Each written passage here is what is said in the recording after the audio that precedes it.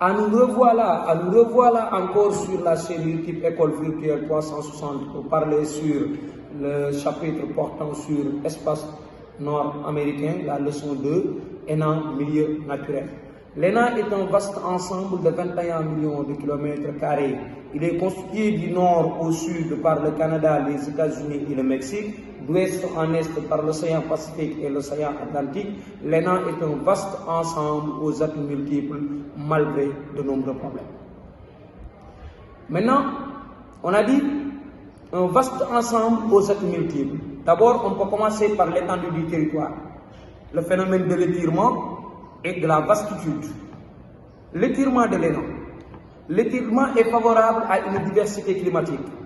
Climat montagnard, climat polaire au nord. Au sud, on a un climat qui est chaud, intertropical, tropical, subtropical, maintenant tempéré au sein de la région de l'espace nord-américain.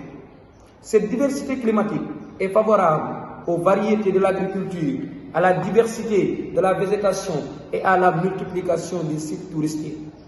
Sa vastitude. N'oublions pas qu'un territoire de 21 millions de kilomètres carrés est immense. L'immensité de son territoire lui octroie un réseau hydrographique très dense. Le réseau hydrographique très dense facilite les essences intérieures et maintenant propice à l'hydroélectricité. L'ouverture des deux océans maintenant permet l'implantation des ports et de la pêche, de même que l'importance de l'ensoleillement qui est bénéfique pour ce qu'on appelle la production de l'énergie solaire. Ensuite, on peut parler des ressources naturelles. Dans l'ENA, on a 4 types de reliefs. On a les rocheuses qui se trouvent au niveau de l'ouest, là où les ressources sont disponibles comme terre fertile, charbon, pétrole, gaz, uranium, zinc.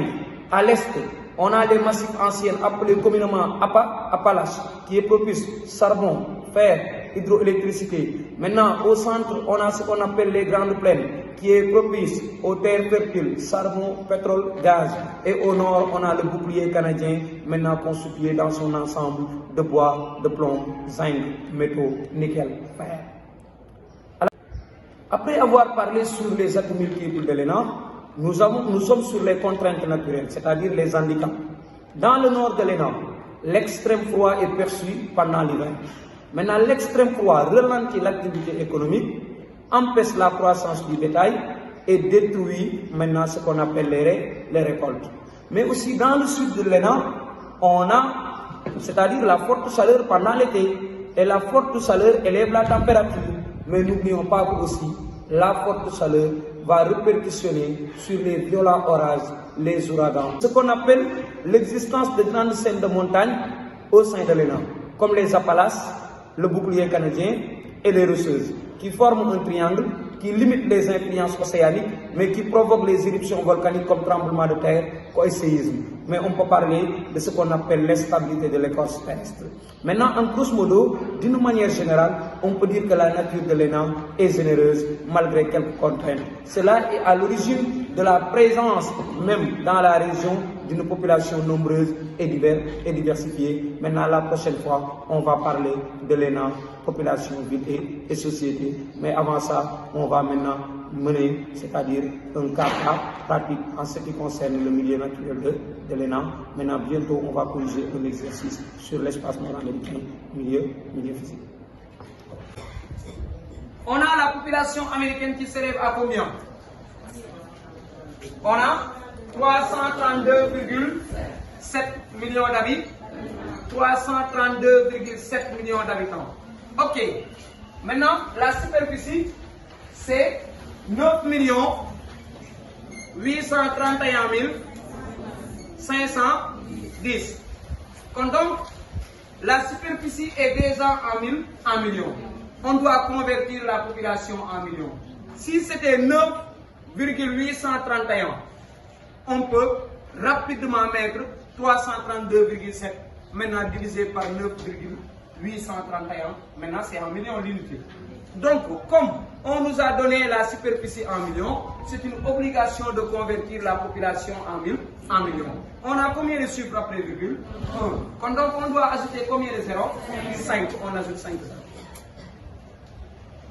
Et ici, qu'est-ce qu'on constate? on simplifie, on calcule pour trouver le résultat habitants par kilomètre 4.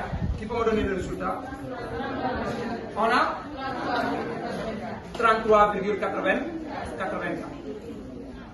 Donc, qui n'a pas compris? Je peux avancer. Ok, maintenant vous suivez. L'exercice nous demande de calculer le nombre de pauvreté des États, le nombre de pauvres, c'est le PIB par habitant. Ok, on nous demande le PIB par habitant. Comment on calcule le PIB par habitant? On a PIB global sur copie. PIB global peut être remplacé par PIB en milliards de dollars et la population est toujours exprimée en millions d'habitants. Maintenant, le résultat, c'est dollars par habitant. Suivez bien. Dans cette même perspective, on nous demande le PIB des 3 pays. Qui peut me donner le PIB global des États-Unis? 21 000. 0,20. Ok. La population était estimée à 332,7 millions d'habitants. Donc, il faut vérifier. 24 milliards de dollars. Pour écrire 1 milliard, il nous faut combien de zéros? Et tout nombre multiplié par 1 est égal à ce nombre. Est-ce qu'on a des virgules? Non. Qu'est-ce qu'on doit faire? On doit ajouter 9 zéros. Ici, qu'est-ce qu'on constate? La population doit être exprimée en millions. Donc, on a un chiffre après virgule. On va éliminer et mettre 5 zéros. On simplifie 5 zéros. On calcule pour trouver le résultat. Et c'est combien? 63 192,06. Donc, il y a des problèmes pour comprendre. Je peux avancer. Maintenant, vas-y. Où se trouve le problème? Le nombre d'habitants. Gars yi, fa war a xool ko ci ngeen ne dëkk lu muy am xale mag ak màgget mosoo leen gis dëkk bu am mag ak màgget kese te amul xale mosoo leen gis dëkk bu am xale ak mag te amul màgget waaye mosoo leen gis dëkk boo xam ne day am xale rek ak màgget te amul mag. léegi ci leen laa jox xale ak màgget te joxuñu la mag ñu ne la nombre mag yi ñaata lañ ci réew mi loolu lañ bëgg a xam mooy le nombre d'adultes. léegi pour nga xam le nombre d'adultes, n'oublions pas qu'on nous a donné moins de 15 ans en pourcentage et 65 ans et plus en pourcentage.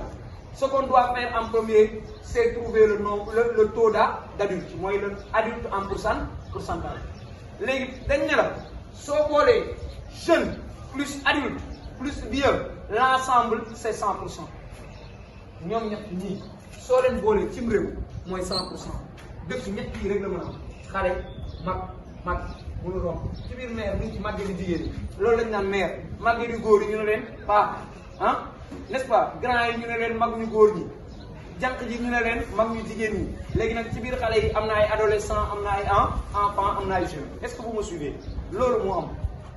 léegi regardez bien dañ ne la ñoom ñett boo ko boolee c'est 100% mooy 100 yi boo bëggee xam adulte da ngay jël 100% moins facteur de 26 de moins de 15 ans plus 65 ans et plus. C'est une valeur la remplace. Et je me retrouve 100% moins 72,72 et je me retrouve avec 27,28. Les 27,28 c'est en pourcentage. Nan ngay def comme nekk nombre da ngay jël part total fois part partielle sur 100 moo jox nit. léegi soo bëggee vérifier trouver nga wala trouver wu dellu ci jeunes yi seen nombre nga jël total multiplié par jeune divisé par 100 boo paree nga jël total multiplié par vieux divisé par 100 seen ñett yooyu soo ko additionné forcément da laa war a jox part total. Est-ce que vous me suivez? Vous n'avez pas de problème pour me suivre? On peut continuer. Kan moo am problème? waaw. Quelle règle? Formule, ok. Que représente 29 virgule? La population toog. Nombre d'adultes. Population totale multipliée par quoi? Adulte en pourcentage. Adulte en pourcentage. Divisé par 100. Quand on va trouver adulte en pourcentage, vous pouvez tout le monde. Est-ce que vous me suivez? Calme-moi un problème. Je peux avancer donc. C'est clair. Donc regardez. Dans cette même optique, on a Y égale P de X, facteur de 1 plus TA, TAN exposant Y égale moins X. Je dis que ce formule vous va pour un bon jeu. Certains ils vont utiliser P de 1 égale P de 0, facteur de 1 plus T à la puissance N. Mais en calculant, vous allez diviser par 100. Peut-être que nous allons faire des formules. Est-ce que vous me suivez? Donc on nous demande le cas du mec et quel autre pays? Canada. Les gars, P de Y, P c'est population, Y c'est l'année qu'on nous demande le calcul. Comme P de Y c'est la population de quelle année? 2030-35. De même que pour le Canada, c'est la population en 2035 égale, égale P de X. P de X, c'est la population de l'année qu'on nous demande de calcul. C'est quelle année? 2000. Et puis moi, priorité. Donc, suivez. C'est la population de l'année 2020. Population de l'année 2020. Facteur de 1, c'est un constant. Facteur de 1, c'est un constant. Plus le TAN de chaque pays. Pour le Mexique, c'est combien? 1,14. Pour le Canada, 0,89. Divisé par 100. Facteur de Y moins X. Y c'est 2035 moins 2020. X c'est Y c'est 2035 moins 2000. Qui a des problèmes pour nous suivre? Tu me suis? Baguette, c'est bon. Et suivez. J'ai dit, on me demande de calculer le P de 2035 égal. Je remplace la population du Mexique par sa valeur de même que pour le Canada. Pour le Mexique, c'est combien? 129 500 000. Hein? 129 500 000. Pour vous faciliter la tâche, ils vont convertir en millions. P de 2035. Pour le Canada, c'est 37 millions. Vas-y. 750 millions. Facteur. 1 plus. Réglez ça d'abord. Il faut régler ça d'abord. 1,14 divisé par 100, vous trouvez 0,0. Millions 501 900 habitants. On arrondit par défaut. N'est-ce pas? C'est bon. Vous avez le résultat. C'est bon, voilà la manière. Donc, vous allez nous donner ça. Encore continuez, vous deux. Les élèves qui n'ont pas compris, allez vite. 1,0089. Assez rapidement, vous utilisez la même méthode. 1, l'année de doublement des États-Unis. Regardez, on nous demande de calculer l'année de doublement, on n'a pas besoin d'estime. Ok, mais on peut trouver le temps de double. Maintenant, pour calculer l'année du temps de doublement, il nous faut tout simplement le temps de doublement. Donc ici, formule, ça doit être forcément année du temps de doublement égale temps de doublement égale année de départ plus temps de doublement. Ok, suivez. Comment on va procéder? L'année de départ, c'est quelle année? 2020 plus facteur de LN2 2 sur ln2, 1 plus TAN sur 100. Vous me suivez? Mettez ln 2 division ln 1,0062. Nous trouvons 1,100, 112. On a 112 ans. Quand donc, pour un temps de doublement, c'est à 112 ans que la population va nous. Mais là, du temps, on demande l'année. Quand il va prendre 112 plus 2020. Et vous vous retrouvez avec 2132. C'est l'année 2132 que la population des États-Unis va nous. Est-ce que vous me suivez? Est-ce que vous me suivez? Oui.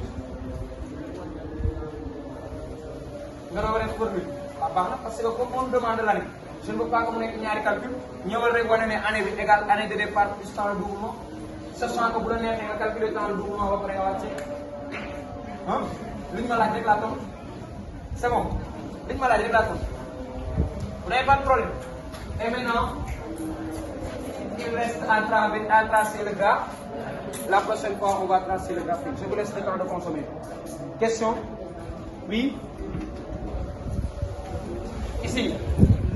Deuxième. Oui. C'est simple. Formule. Suivez. Suivez.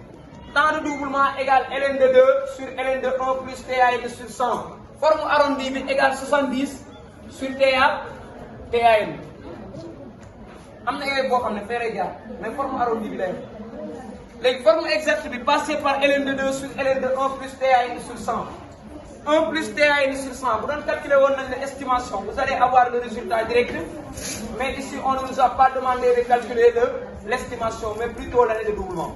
Donc, on va passer forcément par le temps de doublement. J'ai remplacé le TAN par sa valeur. Le TAN des États-Unis, c'est 0,62. Est-ce que vous me suivez? 0,62 divisé par 100, on se retrouve avec 0,062 plus 1 égale 1,0062. Maintenant, j'ai pris ln de 2 sur ln de 1,0062. Ça m'a donné 112 ans. 112 ans plus année de départ, on se retrouve avec 2132. C'est ça qu'on a fait. Pas de questions, ni de suggestions. À bon entendeur, je vous donne 15 minutes pour recopier.